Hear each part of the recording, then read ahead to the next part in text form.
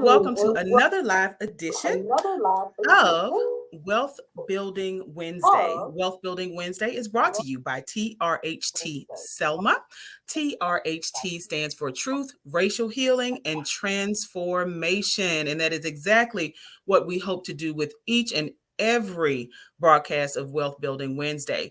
TRHT Selma exists as a partnership between the Selma Center for Nonviolence and the Black Belt Community Foundation.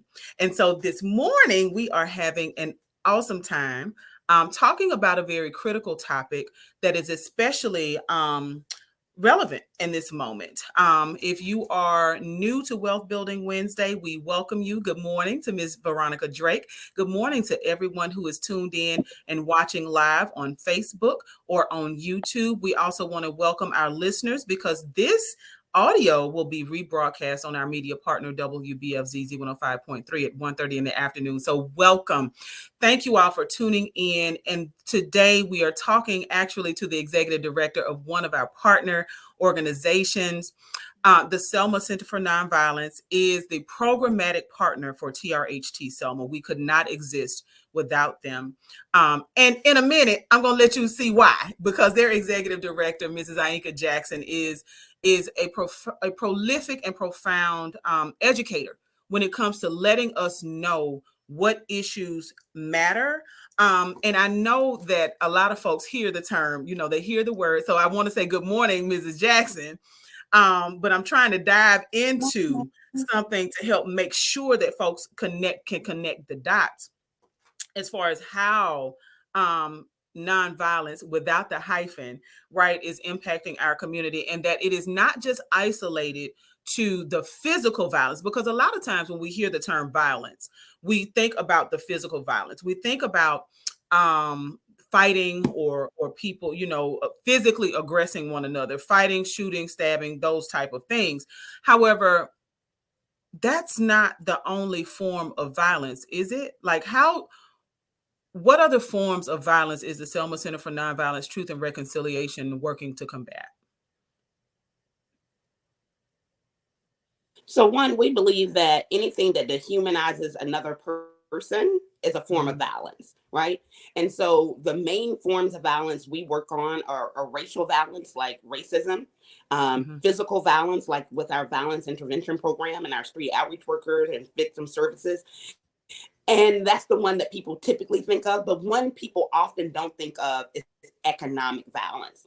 And that's poverty, right? That poverty is a form of economic violence. And so is gentrification, which we will be talking about today, which I define as development with displacement. And I know we'll get into that, but all of that is a form of violence because all of it dehumanizes other people. And the truth is we can't dehumanize others without dehumanizing ourselves, which means we're committing violence, internal violence, when we commit violence to other people. Wow. Now that's a lot, and we may have to go back and unpack some of that, the internal violence of it all, right? Because I say things and then I was just telling them that's what Lydia does. I say things and then she comes to unpack it and explain it where people can understand it better. Yes, we do it all the time. So we definitely want to help folks better understand what it is, this term that you just brought up, and it's actually the topic of today's show, is gentrification.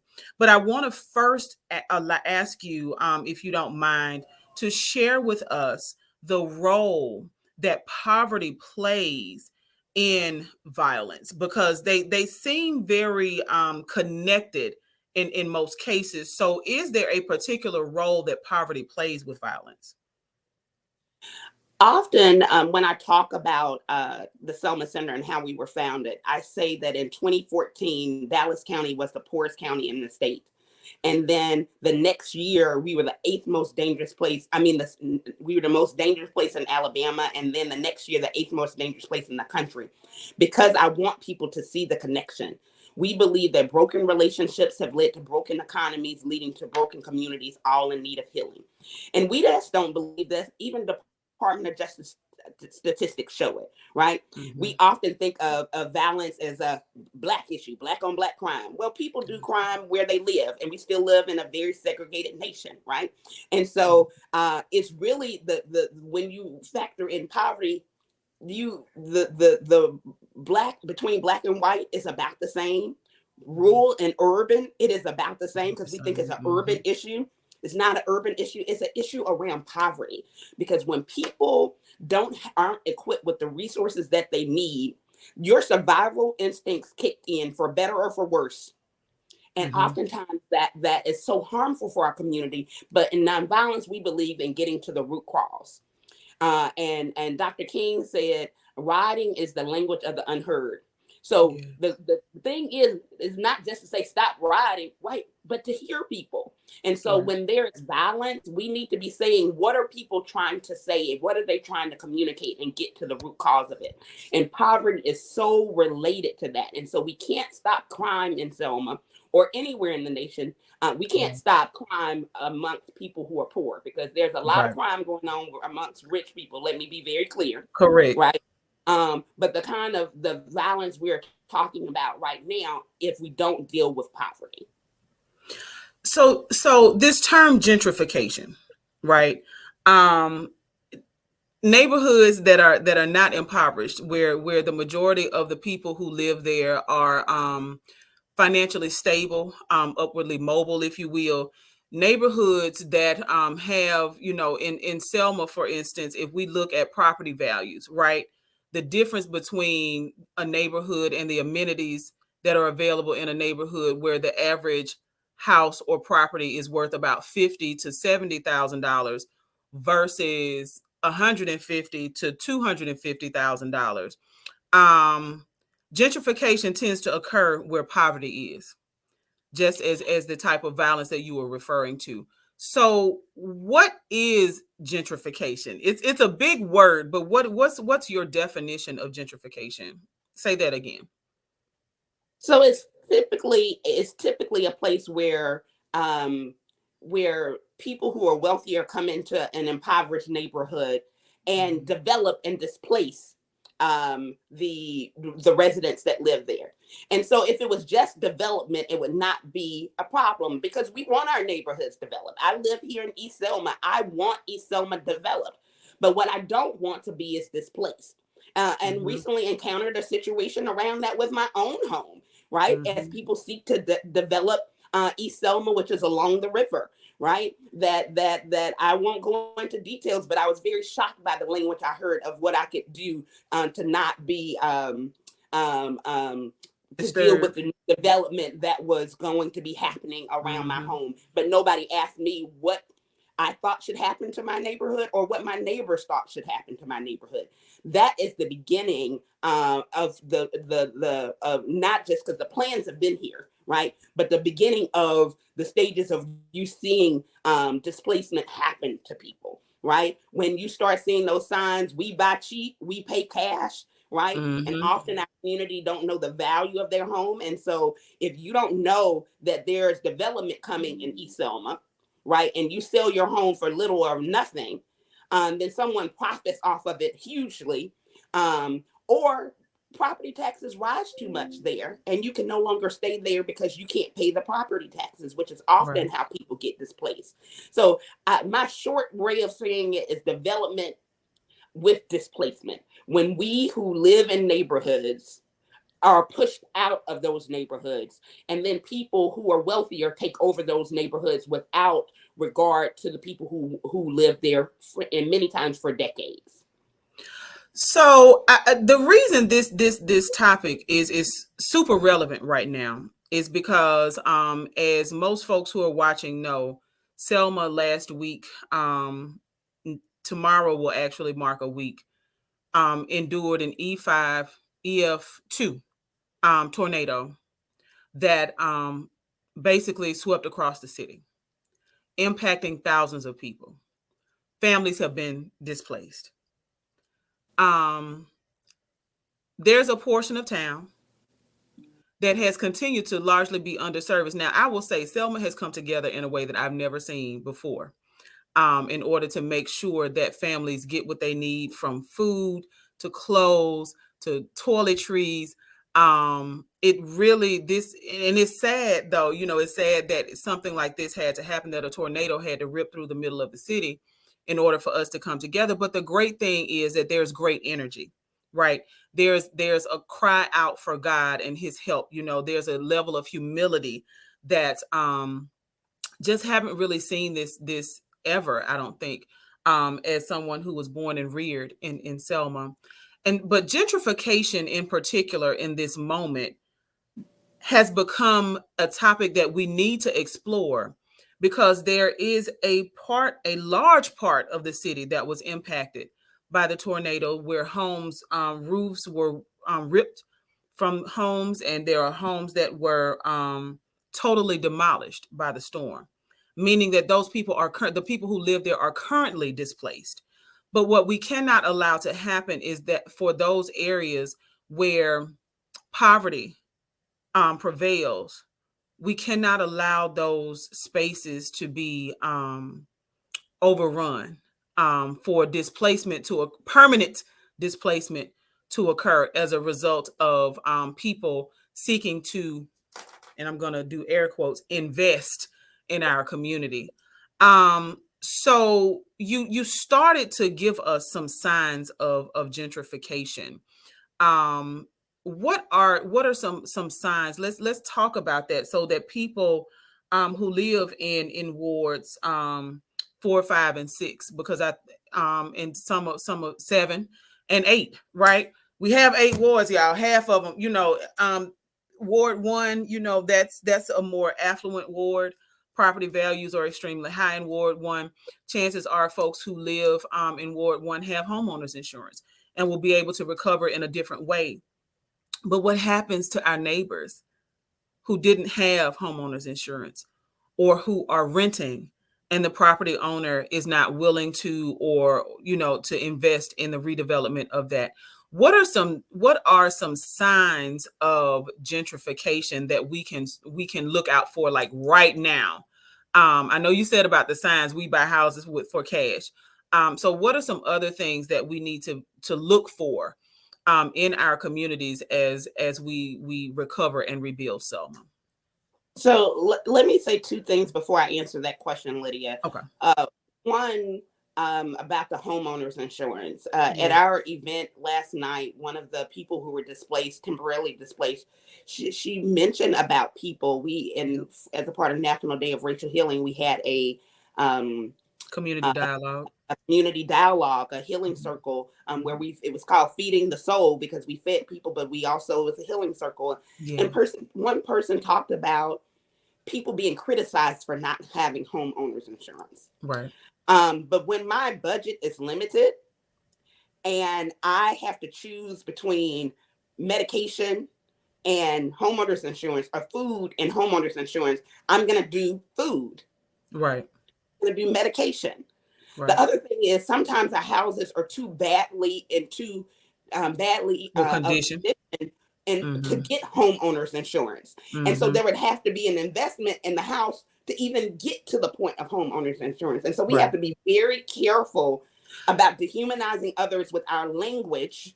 Yes. That's balance. That is it balance. Is. When you blame people for not being able to have homeowners insurance, right? That is a form of violence. So I wanted to be clear about that. And also, Ainka, let's also talk about the homeowners who have been in the community so long that their property is paid for. Therefore, homeowners insurance isn't necessarily attached to a mortgage payment or some other payment, right? So if you've lived there for if you've lived there for 40 years, the property is paid for. And again, the budgetary concerns, those are things that are real. Right. Absolutely. Mm-hmm. So the other thing I want to say is, I'm not an expert on this issue. I'm not even close to it, but I've seen it when I lived in Nashville. And I'm currently in the process of experiencing it in my own home. And so I'm going based off of lived experience more than I am research knowledge. But definitely this has been a thing before. We know that lots of people are coming in even before the tornado and buying up property in Selma. Yes. And if you are buying up property in Selma and you are not connected to the community, that is a sign of gentrification. Right? It's a sign that you will probably displace people, because if we have development, if we have an increased in in development and everything, but wages and wealth don't increase, displacement automatically happens. People automatically get pushed out. I could mean well, and I could want nobody to be moved out of their home, but with development of downtown, which is good, we want development, but if wages and wealth don't also increase, people will naturally be pushed out. So that's the context we were already in, and a sign we were already in with people buying up property that aren't from here, which is not necessarily a bad thing. But are you doing it in connection with the community? Are you asking the community what the community envisions and wants for the community? If you see development happening and people aren't asking you about what you want for your community, beware. Talk to your landlord. What does he plan to do with his property now that there's been a tornado? Does he plan to sell it to someone, or do you have an opportunity to buy it? Right? Because there are programs out there that Lydia will share, one that don't check for credit score. They go based on your credit history, where you can get, I mean, not a credit history, your rental. Your rental history, where you can get a loan. Right. And so it's important that we know these resources, so that if people are selling, that we can buy in our own communities. There are also things that we're trying to raise funds for, like a community land trust, where community buys the property and people are getting land from the community land trust. Again, making sure that the wealth stays in the community. And let me just say that this is not just a Selma thing. This is a thing that happens over the nation, not just with gentrification, but after a natural disaster, gentrification is sped up. Because oftentimes there's already a plan for it, but it is sped up. And so that was my concern, one of my concerns from the very beginning after this, that people were going to be permanently displaced, not just temporarily. Like Santa Cruz, for example. They were a livable, affordable city before their natural disaster, and now it's one of the most expensive places to live in the nation. And it's very important that we know the distinctions with these things, because we think development and we think good, and development could be good, right? But if Starbucks come and takes Miss Jackie's coffee shop away, which has been a staple for our community, that's not good, right? If I can no longer afford to live in my community, that's not good. There was already a housing shortage in Selma before the tornado. So if people buy a property and then they charge more expensive, people won't have a choice but to leave. We were already like one of the fastest shrinking places in Alabama. And so we have to be very careful and work together as a community. So ask questions when you see, ask questions in love. I'm not saying yell at folks, but when you see people coming around, walking around, seeing what's going on, ask questions. It's your community. You have ownership, right? So, and that's whether you own your property or not. You have ownership in your community. Take responsibility and say, what's going on here? What are you thinking about, planning about? Have you talked to the community about what they want? Because when we get involved, that will slow some things down in and of itself, because they're like, oh, these people are knowledgeable. They know what's going on. We can't do the same things we've done everywhere else. So us being equipped with knowledge, us knowing the things and asking the questions of people when people come in the community is a good step to help resist gentrification as we work together to rebuild Selma. Absolutely. And so I do want to just kind of quickly wrap back around, because in your response, you mentioned programs that are available to help people purchase their homes. So if you are a renter or have been a renter, and the property is owned by someone else, in this moment, if you are seeking, and they tell you that they're going to sell the property, the first question you need to ask is, would you be willing to sell to me? I really enjoy my community. I really want to stay here. I can get the financing. I want to rebuild. The way you do that is by logging on, contacting NACA. That is NACA, and you can log on to www.naca.com and get involved. You join NACA. They will walk you step by step. They have counselors that can walk you step by step through the process of getting ready to be a homeowner.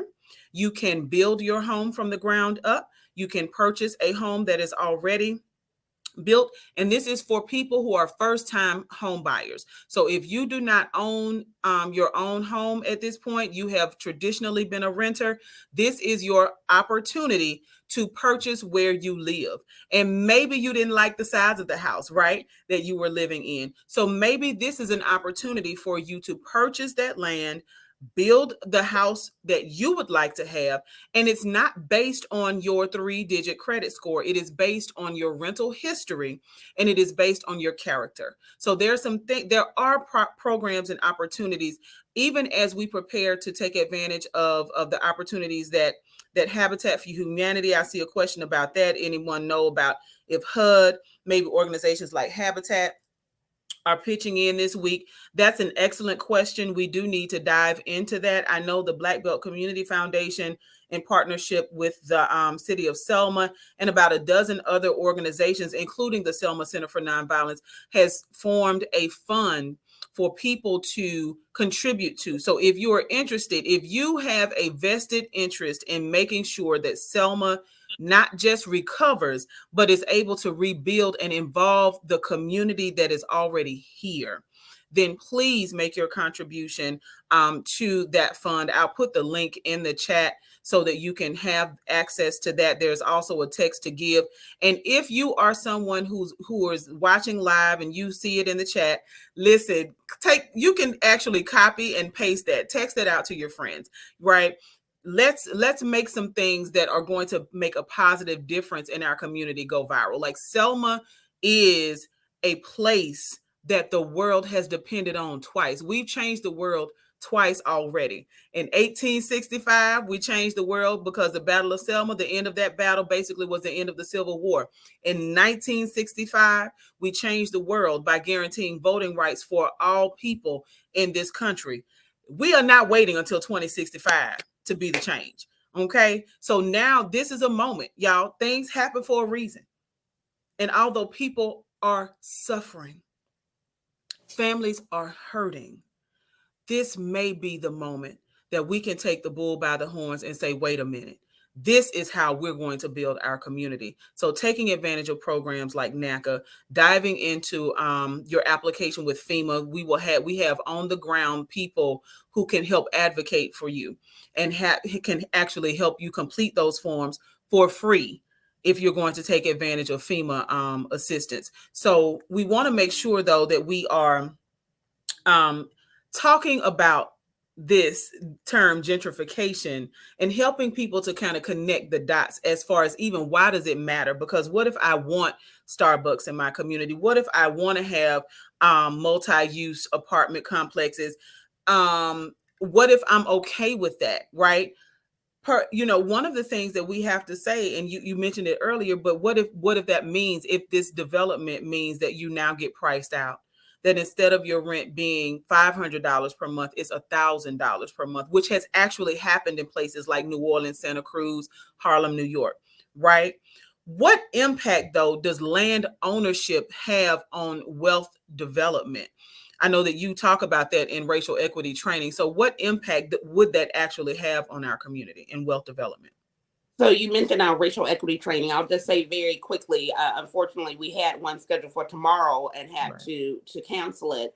But we'll have another one in February. And one of the stories we talk about is redlining and how that created the middle class and left Black people out of it and left brown people out of it. And so the primary method of wealth building is home ownership. Is land ownership. And so if we don't own land, then oftentimes that means we don't have wealth. Right. For some other communities, some other people, they have investments and other things. Our primary way of having investments is through land ownership. And so that wealth is so important. And so when we sell our properties, and if you want to sell your property, at least make sure you get a good price for it, right? Talk to your neighbors first, see if they want to buy it before you sell it to a developer.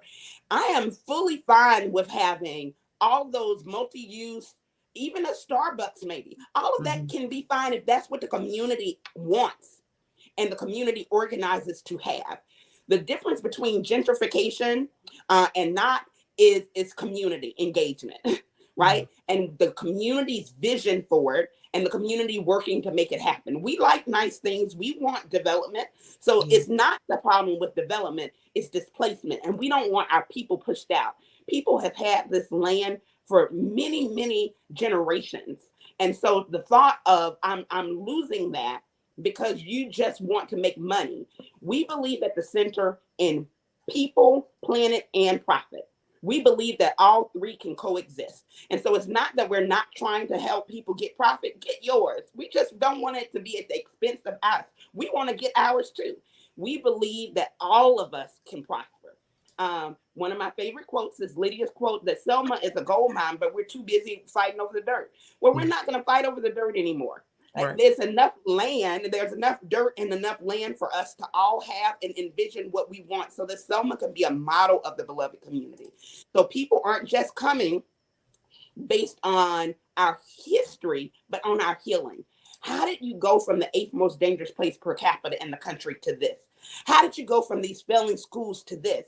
How did you go from being this poor, the 9th poorest town in the country, to this? It's because we pulled together as a community, not just in crisis, but far beyond this crisis, so that we could be this model of people coming together, working together, loving together, and living together.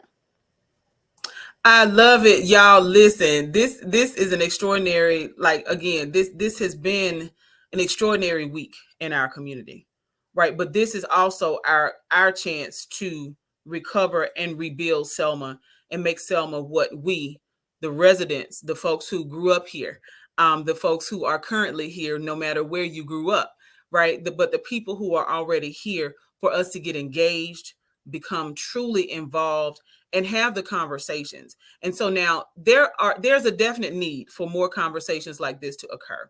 So as a part of what we're doing, and as a spinoff of what we conducted last night, in celebration of National Day of Racial Healing, we want to invite you to reach out, whether it is to the Selma Center for Nonviolence, whether it is to Mrs. Jackson directly. You can reach out to me directly. We want to have these conversations. There are resources available from NACA to help with FEMA applications. There are resources available around accessing emergency food stamps. There are resources around utility assistance during emergencies and things like that. There are resources available. So if you're interested in having this conversation, you want more information about how you can, as a person who is already in Selma, or you have a vested interest in our community and you want to consider and make sure that the community, that the residents are involved, we want to offer that opportunity for you. So if you want us to bring this conversation to your community, hop in our inboxes, y'all. Look, see, this first time I've ever invited anybody to DM me. Look, but hop in the inbox, baby, and let's talk about this thing, because what we have to do is make sure that our community is positioning itself so that we can all win. We literally can do this together. And the only way we can do this and get it right is if we work together. So I do want to encourage you. And if you're watching or listening and you'd like to make a contribution, you can simply text the word Selma, SELMA, to the number 334-378-3700. Again, that is SELMA. You can text that word Selma, where we are, to 334-378-3700. When you do, you'll get a link back. You can make your contribution. It is tax deductible because you are contributing to the Black Belt Community Foundation.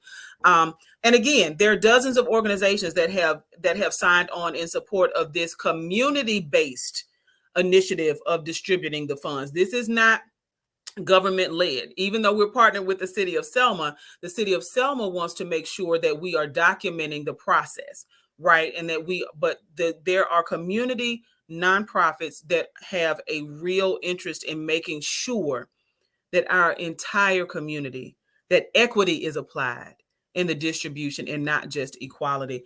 Mrs. Jackson, listen, it's our 30 minutes. Look, we could talk forever because we often do. Look, so the 30 minutes that we have right now in this moment are up, but I do want to invite you to just share anything that you would like to, as far as closing remarks.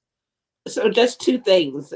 Message us on Facebook, on Selma Center's Facebook page, or you can call us at 334-526-4539, 334-526-4539. And lastly, I'll just say, my shirt says, "Will you be a Selma 2.0 solutionary?" And oftentimes, this shirt is seen by people who live all over the world, right? And asking them to be a Selma 2.0 solutionary, which is something that's really beyond Selma.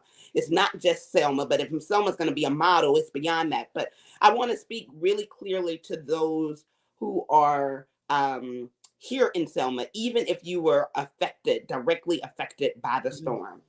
Our office manager was directly affected by the storm, and she is a Selma 2.0 solutionary. She is on the ground helping people, from our MLK Drive giveaway to another closed giveaway to last night. Like, she's being a Selma 2.0 solutionary. And I just want to encourage people that this is an opportunity for Selma to really have Selma 2.0 in a very clear way, right? In a very clear way. If we as visionaries make those visions into solutions, we can all be Selma 2.0 solutionaries.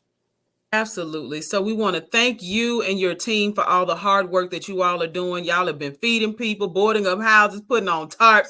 All of us, I think, have really gotten a chance to see community, right?